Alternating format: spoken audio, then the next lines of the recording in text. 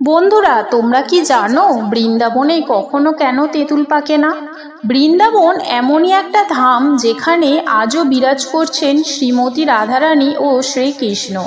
প্রচুর রহস্যে গাঁথা এই বৃন্দাবন। কৃষ্ণ বিনা রাধা যেমন অসম্পূর্ণ, তেমনি রাধা বিনা কৃষ্ণ। এই রাধা কৃষ্ণ নামেই জীবনের সর্বক্লান্ত ও দুঃখ দূর হয়। কিন্তু আপনারা কি জানেন রাধা কৃষ্ণের প্রেমের সাক্ষী স্বরূপ ৫,৫০০ বছর পূর্বের তেঁতুল গাছ এখনো বৃন্দাবনে গেলে দেখতে পাওয়া যায়। রাধারানীর এক অভিশাপের কারণেই বৃন্দাবনের সমস্ত তেঁতুল গাছ এখনো সেই অভিশাপ ভোগ করছে। কি ছিল সেই অভিশাপ, আর কি কারণেই রাধারানী তেঁতুল গাছকে ওই অভিশাপ দিয়েছিল? চলুন তাহলে জেনে নেওয়া যাক। রাধারানী তার গোপীদের সাথে শৃঙ্গার পরে শ্রীকৃষ্ণের সাথে রাসে অংশগ্রহণ করতে যেতেন। রাস রাধারানীর এতটাই প্রিয় ছিল যে রাসে যাওয়ার সময় শ্রীকৃষ্ণের ভাবনায় এতটাই ডুবে যেতেন যে অন্য কোনো দিকেই তার লক্ষ্য থাকতো না। একদিন রাধারানী শৃঙ্গার পরে রাসে যাওয়ার সময় পথে একটি তেঁতুল গাছের নিচে পড়ে থাকা পাকা তেঁতুলের ওপর পা পিছলে পড়ে যান। এতে তার পায়ে ভীষণ চোট লাগে ও পা থেকে রক্তক্ষরণ হতে থাকে। তবুও রাধারানী কষ্ট করে রাসে যেতে চেয়েছিলেন, কারণ রাস রাধারানীর জীবন ছিল। রাসে যেতে না পারা রাধারানীর কাছে মৃত্যুর চেয়েও অধিক কষ্টকর।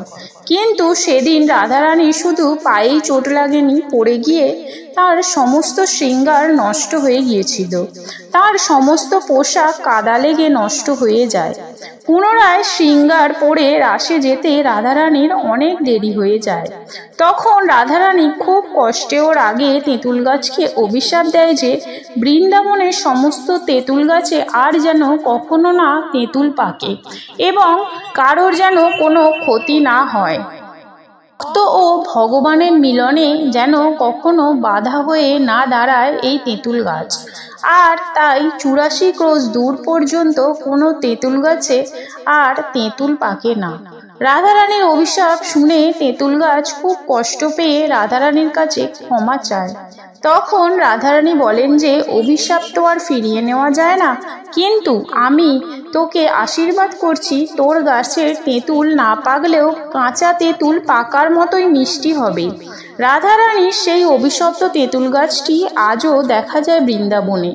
যমুনা নদীর তীরে অবস্থিত ইমলিতলার ঘাটের কাছে ইমলিতলা মন্দির। সেই মন্দিরে ৫,৫০০ বছরের পুরানো শ্রীকৃষ্ণের আর রাধারানীর প্রেমের সাক্ষী স্বরূপ এখনও তেঁতুল গাছটি রয়েছে।